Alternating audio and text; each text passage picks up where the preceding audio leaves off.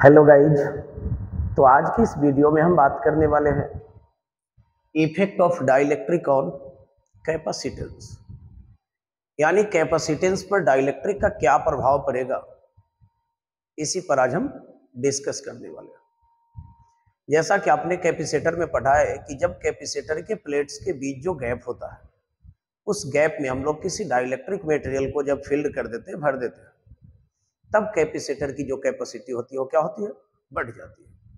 तो डाइलेक्ट्रिक का इफेक्ट जो है कैपेसिटर के कैपेसिटेंस पर क्या पड़ता है, ये हमको पहले से मालूम है, लेकिन आज ये पता करेंगे कि किस रिलेशन के अनुसार जो कैपेसिटी चेंज होगा वो कैसे हम लोग फाइंड आउट करेंगे, उसके बारे में हम क्या करेंगे, डिस्कस करेंगे। ठीक है ना। तो चलिए आइए देखते हैं। सबसे पहले हम क्या करेंगे कि कैपेसिटेंस पर डाइलेक्ट्रिक के प्रभाव को चेक करने के लिए एक पैरेलल प्लेट कैपेसिटर को ले लेंगे। तो फिगर में आप देख रहे हैं कि हमारे पास दो प्लेट्स है, एक है हमारा पॉजिटिव चार्ज से चार्ज और दूसरा है नेगेटिव चार्ज से चार्ज। ठीक है ना। ये दोनों ही प्लेट हमारा पैरेलल प्लेट कैपेसिटर का क्या करेगा, काम करेगा। मान लेंगे हम कि दोनों प्लेट के बीच का जो डिस्टेंस है वो डिस्टेंस हमारा कितना है, डी। ठीक है ना। यानी पैरेलल प्लेट्स कैपेसिटर के प्लेट्स का बीच का जो डिस्टेंस है वो डिस्टेंस हम क्या मान लेंगे, डी मान लेंगे। ठीक है। अब देखिए, सबसे पहले तो अब ये आप पढ़ चुके हैं कि जब पैरेलल प्लेट कैपेसिटर के प्लेट्स के बीच का जो मीडियम होता है वो यदि एयर का हो, तब इस सिचुएशन में पैरेलल प्लेट कैपेसिटर का जो कैपेसिटेंस है वो कैपेसिटेंस क्या दिया जाता है। तो आपको मालूम है C is equal to epsilon not into A upon D। अगर हम बात करें यहाँ पे A क्या रहता है हमारा, तो A जो है वो प्लेट का क्या रहता है, एरिया। A हमारा प्लेट का क्या रहता है, एरिया। ठीक है ना। तो ध्यान से देखिए, जब कैपेसिटर के प्लेट्स के बीच में एयर या वैक्यूम वाला मीडियम होता है, तब कैपेसिटर की जो कैपेसिटी दी जाती है वो कैपेसिटी हमें मालूम है, C is equal to epsilon not into A by D। ठीक है। अब देखिए यहाँ पे अब हमको क्या करना है कि इस कैपेसिटर के प्लेट के बीच में जो गैप है, इसमें एक डाइलेक्ट्रिक मटेरियल को रखना है, और तब देखना है कि इस डाइलेक्ट्रिक मटेरियल को रखने के बाद इस कैपेसिटर के जो कैपेसिटेंस है उस पर क्या प्रभाव पड़ेगा। ठीक है ना। तो चलिए आइए देखते हैं। मान लीजिए कि ये हमारे पास एक डाइलेक्ट्रिक स्लैब है, और इस डाइलेक्ट्रिक स्लैब का जो थिकनेस है वो थिकनेस हम कितना मान लेंगे, टी मान लेंगे। तो मान ले जाए कि टी थिकनेस वाला एक डाइलेक्ट्रिक स्लैब को जो है सो कि क्या किया जाता है, इस पैरेलल प्लेट कैपेसिटर के प्लेट्स के बीच जो इलेक्ट्रिक फील्ड वाले रीजन है, इस इलेक्ट्रिक फील्ड में रख दिया जाता है। क्योंकि आपको मालूम है कैपेसिटर की एक प्लेट पे पॉजिटिव चार्ज है और दूसरा पे क्या है, नेगेटिव चार्ज। तो ये दोनों प्लेट अपने बीच वाले रीजन में इलेक्ट्रिक फील्ड को सेटअप कर देगा, जिसको मैंने ई नॉट से यहाँ पे डिनोट किया है। तो अब इस डाइलेक्ट्रिक स्लैब को हमने क्या किया, कैपेसिटर के प्लेट के बीच में जो गैप था जिसमें इलेक्ट्रिक फील्ड ई नॉट हमारा सेटअप था, इस इलेक्ट्रिक फील्ड में मैंने रख दिया किसको, डाइलेक्ट्रिक स्लैब को, जिसका थिकनेस क्या है, टी है। अब इलेक्ट्रिक पोलराइजेशन में आपने पढ़ा है कि जब किसी भी डाइलेक्ट्रिक को हम लोग कहाँ रखते हैं, इलेक्ट्रिक फील्ड में, तो डाइलेक्ट्रिक पोलराइज हो जाता है, और पोलराइज डाइलेक्ट्रिक के एक फेसेज पर जो है सो कि इक्वल और अपोजिट चार्जेज क्या होते हैं, इंड्यूस्ड हो जाते हैं। जैसा कि आप देख रहे हैं, इस डाइलेक्ट्रिक के एक फेस पर नेगेटिव वाले चार्ज को ये दिखाया गया है और नीचे वाले फेस पर पॉजिटिव वाले, क्योंकि पोलराइजेशन के कारण जो चार्ज आएंगे वो कहीं ना कहीं पॉजिटिव वाले प्लेट की ओर जो फेस होगा उस पर नेगेटिव चार्ज आएंगे, और नेगेटिव वाले प्लेट की ओर जो फेस होंगे डाइलेक्ट्रिक का उस पर क्या आएंगे, पॉजिटिव चार्ज आएंगे। ठीक है ना। इस चार्ज को मेनली हम लोग क्या कहते हैं, मालूम होगा आपको, इंड्यूस्ड चार्ज कहते हैं। क्या कहते हैं, इंड्यूस्ड चार्ज। अब आपको पढ़ाया गया था कि ये इंड्यूस्ड चार्ज जो है सो कि एक इलेक्ट्रिक फील्ड को प्रोड्यूस करता है, जिसको हम लोग क्या कहते हैं, इंड्यूस्ड इलेक्ट्रिक फील्ड कहते हैं। और इस इंड्यूस्ड इलेक्ट्रिक फील्ड को हम किससे डिनोट करते हैं, ईपी से डिनोट करते हैं। ठीक है ना। और ये ईपी की जो डायरेक्शन होगी अगर देखा जाए तो अब कहीं ना कहीं ई नॉट के जस्ट क्या रहेगा, अपोजिट रहेगा, क्योंकि इलेक्ट्रिक फील्ड की डायरेक्शन पॉजिटिव टू क्या होती है, नेगेटिव प्लेट। तो कैपेसिटर का पॉजिटिव वाला प्लेट ऊपर था, निगेटिव वाला प्लेट नीचे था, तो इलेक्ट्रिक फील्ड E0 की डायरेक्शन ऊपर से कहाँ थी, नीचे थी। बट ईपी जो इंड्यूस्ड होगा इसका डायरेक्शन देख लीजिए, नीचे से कहाँ होगा, ऊपर। यानी ईपी की डायरेक्शन जस्ट अपोजिट होता है किसके, E0 के। ठीक है ना। अब देखिए ये आपका जो है सो कि जैसे ही ईपी इंड्यूस्ड होता है तो ये अप्लाइड इलेक्ट्रिक फील्ड के वैल्यू को क्या करता है, डिक्रीज कर देता है, घटा देता है।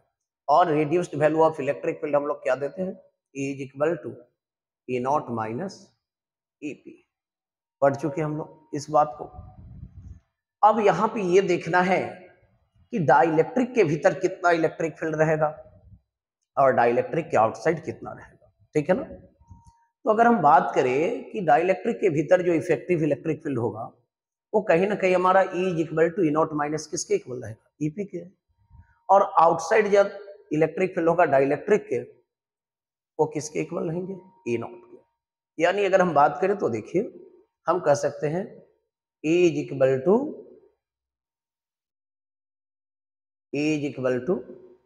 E0 minus EP exists in the region of thickness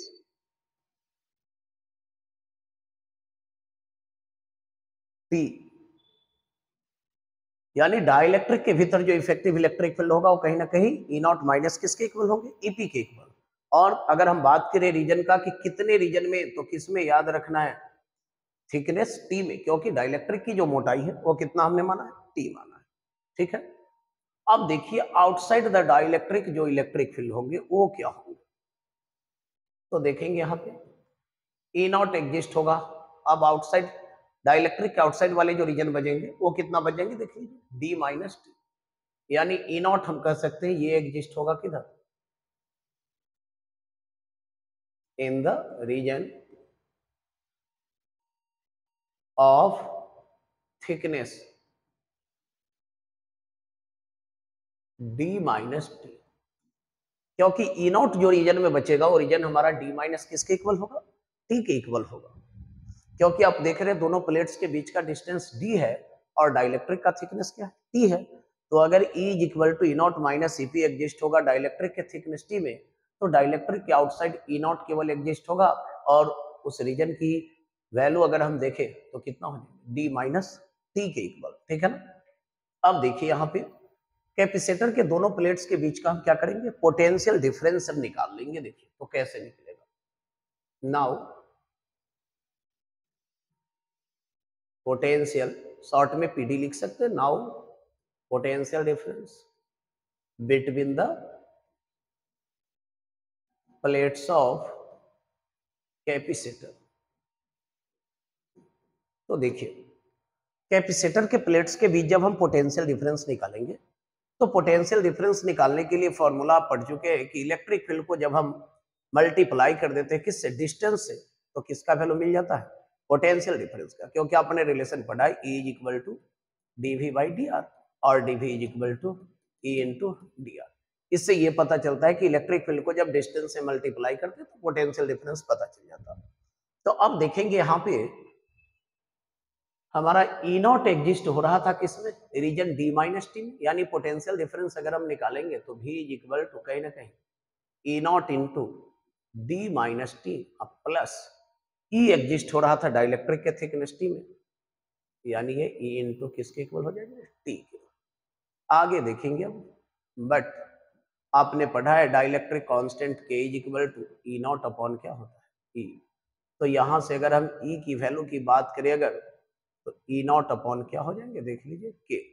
यानी अब ऊपर वाली इक्वेशन को हम क्या लिख सकते हैं, V is equal to E0 into D minus T plus E0 upon K into T. और देखिए अगर हम E0 दोनों टर्म में से कॉमन बाहर निकाल दें तो क्या बच जाएंगे हमारे पास, हमारे पास बचेंगे D minus T plus T by के।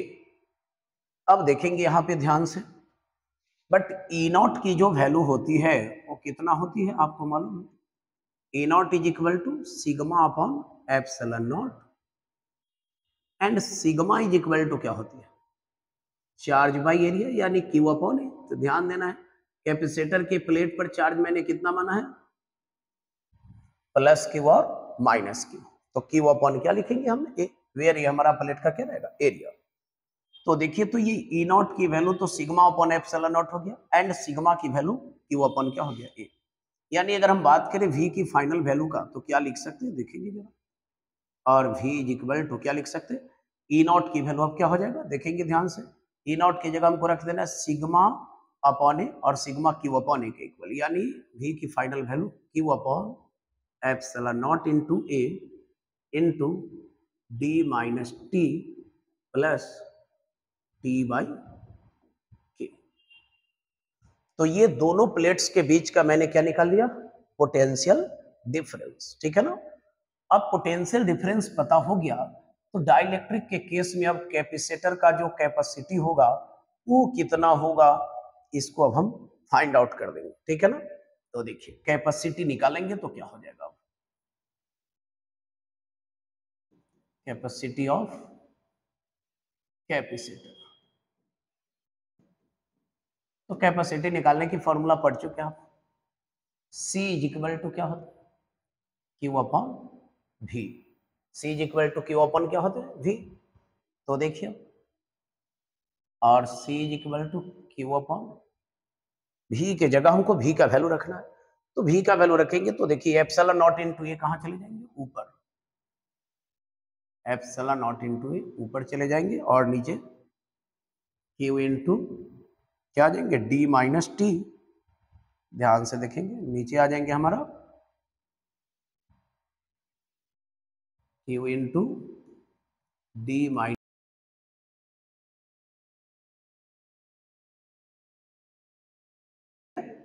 देख लीजिए यहां से V के वैल्यू को मैंने उसमें पुट कर दिया।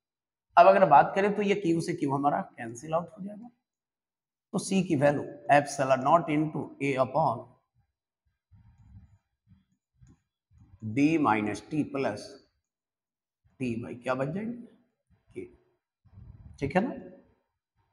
और देखिए ये हमारा कैपेसिटेंस जो है, ध्यान देंगे ये कैपेसिटी जो मैंने निकाला कैपेसिटर का, ये डाइलेक्ट्रिक के केस में तो इसको हम लोग सी डैश से डिनोट कर देंगे। किससे डिनोट कर देंगे, इसको सी डैश से। देखिए और C dash is equal to हम चाहे तो epsilon not into A upon, अगर ये दोनों टर्म में से डी को कॉमन हम बाहर निकाल दे तो क्या लिख सकते हैं, देखिए 1 minus T by D plus T by क्या लिखेंगे, डी के। ये ध्यान देना है कब होगा, जब हम कॉमन बाहर निकालेंगे दोनों टर्म में से किसको, डी को। देखिए फिर मल्टीप्लाई करेंगे अगर डी इंटू 1 डी आ जाएगा, यहाँ डी से डी कैंसिल तो डी माइनस टी बच जाएगा। देखिए फिर यहाँ डी से डी कैंसिल तो टी बाई क्या बच जाएगा, के बच जाएगा। तो नीचे वाला टर्म में से मैंने डी को क्या किया, कॉमन बाहर निकाल लिया। देखिए ये इक्वेशन हमारा क्या हो गया, सेकेंड। अब इक्वेशन सेकेंड को हम फर्स्ट से क्या करेंगे, डिवाइड कर देंगे। देखिए now dividing equation second by equation first. तो डिवाइड करेंगे तो आरएचएस को आरएचएस से, एलएचएस को एलएचएस से। देखिए तो सेकेंड का एलएचएस सी डैश है और फर्स्ट का क्या है, सी। देखेंगे अब ध्यान से क्या होगा। तो सी डैश की वैल्यू चलिए पहले हम लिख ले रहे हैं epsilon not into A upon D into 1 minus T by D plus T by D के। और देखिए सी का कह रहे हैं, हाँ ये देख लेंगे आरएचएस हमारा इक्वेशन 1 का क्या था, epsilon not into A by D. तो डी ऊपर चले जाएंगे और एप्सिलॉन नॉट इनटू ए कहाँ जाएंगे, नीचे। एप्सिलॉन नॉट इनटू ए से epsilon not into A, D से डी हमारा क्या हो गया, कैंसिल। तो देखिए अब अगर हम बात करें, अब निकाल दे अगर हम किसका वैल्यू, सी का वैल्यू, तो क्या होगा। और सी इज इक्वल टू हम चाहे तो अब क्या लिख सकते हैं, सी डैश अपॉन, देखिए सी डैश की वैल्यू निकालेंगे, सी की नहीं निकालेंगे, सॉरी। देखिए तो C dash is equal to अगर हम निकालेंगे तो सी अपॉन हमारा क्या लिखाएगा, सी यहाँ नीचे था तो वहां ऊपर चले जाएगा। तो क्या लिखेंगे, अब देख लीजिए ध्यान से, D minus T, D minus T, नहीं डी माइनस टी नहीं, देखिए 1 माइनस क्या है, टी बाई डी। ध्यान से देखेंगे यहाँ पे, ये हो जाएगा हमारा 1 minus T by D plus T by D के, प्लस टी बाई डी के। तो देखिए अब यहां पे अगर मान लिया जाए कि सी, टी, डी और के का वैल्यू हमको मालूम हो, तो जब रख के इसको सॉल्व करेंगे तो फाइनल रिजल्ट आपको मिलता है, उसमें ये देखने को मिलता है कि जो सी डैश की वैल्यू होती है वो ग्रेटर देन होता है किससे, सी से। सी डैश की वैल्यू जो ग्रेटर देन होती है किससे, सी से। यानी आप सिंपली कह सकते हैं कि जब कैपेसिटर के प्लेट्स के बीच किसी डाइलेक्ट्रिक मटेरियल को रखा जाता है तो उस सिचुएशन में कैपेसिटर का जो कैपेसिटी होता है वो क्या होता है, इंक्रीज कर जाता है, क्योंकि फाइनली यहाँ पे रिजल्ट जो दिख रहा है उसमें मैंने बताया आपको कि सी डैश ग्रेटर देन होते हैं किससे, सी से। तो सी डैश ग्रेटर देन सी से मतलब सी डैश तो नया वाला कैपेसिटी था जब मैंने डाइलेक्ट्रिक को रखा था तब, और सी क्या था, जब दोनों प्लेट के बीच एयर या वैक्यूम का मीडियम था तब कैपेसिटी था कैपेसिटर का। तो सी डैश ग्रेटर देन सी है, जो कि क्लैरिफाई करता है कि कैपेसिटर के प्लेट्स के बीच जब हम डाइलेक्ट्रिक मीडियम को रखते हैं तब उस सिचुएशन में कैपेसिटर की जो कैपेसिटी होती है वो इंक्रीज करती है। आई होप कि ये वीडियो आप लोगों को अच्छा लगेगा, आप इसे ज़्यादा से ज़्यादा लाइक और शेयर करें।